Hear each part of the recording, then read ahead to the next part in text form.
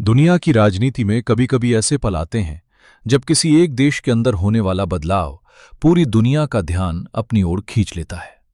आजकल कुछ ऐसा ही माहौल ईरान को लेकर देखने को मिल रहा है। अंतर्राष्ट्रीय मीडिया और राजनीतिक विश्लेषकों के बीच एक नाम तेजी से चर्चा में है, मुज्तबा खामेनी। माना जा रहा है कि भविष्य में उन्हें ईरान का अगला सुप्रीम लीडर बनाया जा सकता है। मुज्तबा खामेनी ईरान के मौजूदा supreme leader ayatollah Ali Khamenei के बेटे हैं। इसी वजह से उनका नाम सामने आते ही दुनिया भर में बहस शुरू हो गई है। अब यहां सबसे पहला सवाल ये उठता है कि ईरान में सुप्रीम लीडर का पद आखिर इतना महत्वपूर्ण क्यों होता है। बहुत से लोग सोचते हैं कि ईरान में भी राष्ट्रपति ही सबसे शक्तिशाली व्यक्ति होता होगा, लेकिन असल में ऐसा नहीं है। ईरान की राजनीतिक व्यवस्था में सुप्रीम लीडर के पास सबसे ज्यादा शक्ति होती है। राष्ट्रपति सरकार चलाता है, लेकिन अंतिम और सबसे बड़ा फैसला सुप्रीम लीडर का ही माना जाता है। सुप्रीम लीडर ईरान की सेना का सर्वोच्च कमांडर होता है। उसके पास देश की सैन्य रणनीति, परमाणु कार्यक्रम और विदेश नीति पर गहरा प्रभाव होता है।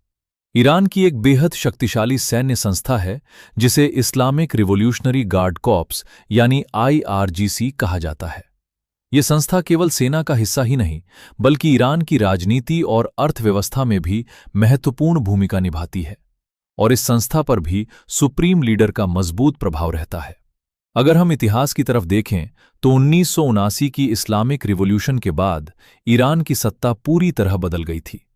उस समय आयतुल्ला रुहल्ला खुमैनी ने क्रांति का नेतृत्व किया था और ईरान को एक इस्लामिक रिपब्लिक में बदल दिया था। उसी समय सुप्रीम लीडर की व्यवस्था शुरू हुई। आयतुल्ला खुमैनी ईरान के पहले सुप्रीम लीडर बने।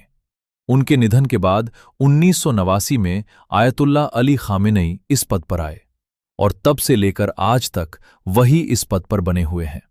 कई दशकों से ईरान की सबसे बड़ी राजनीतिक और धार्मिक शक्ति उनके हाथों में रही है, लेकिन समय के साथ उनकी उम्र बढ़ने लगी है और अब यह सवाल उठने लगा है कि उनके बाद ईरान का अगला सुप्रीम लीडर कौन होगा।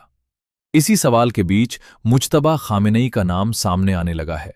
मुज्तबा खामेनी का जन्म 1969 में हुआ था और वे तेहरान में पले बढ़े।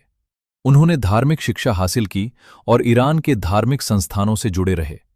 हालांकि वे अक्सर सार्वजनिक रूप से बहुत कम दिखाई देते हैं। वे मीडिया से दूरी बनाए रखते हैं और आम लोगों के बीच बहुत कम नजर आते हैं। इसी वजह से कई लोग उन्हें एक लो प्रोफाइल और रहस्यमयी व्यक्तित्व के रूप में देखते हैं।